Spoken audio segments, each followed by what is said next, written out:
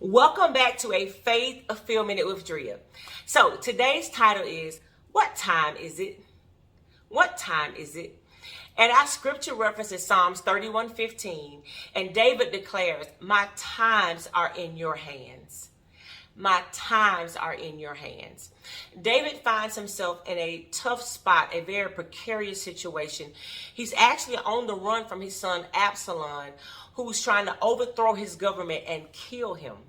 Now, David has a very extensive resume with God up until this point. God has delivered him out of some crazy situations, right?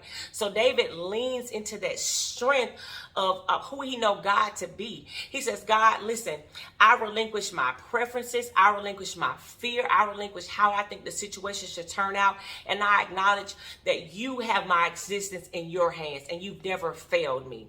So while we may not be facing that exact situation David's facing, we have a lot of questions before God. God, when are you going to do this? When are you going to do that? And God is saying, I acknowledge your petitions, but I have the same question for you. When are you going to realize that I'm a God that has never failed you?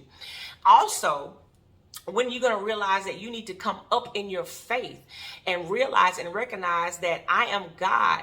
I cannot fail and I've never failed you. So what time is it? It's time for us to reinforce who we know God is to us and step up in our faith, step up in our commitment to God, in our prayer life, in our worship, and prioritize the things of God. That's what time it is. So listen, I hope this helps you. I hope this admonishes you to step up in your faith, in your prayer life, in your worship, and just know that God doesn't fail. I love you and stay up in your faith.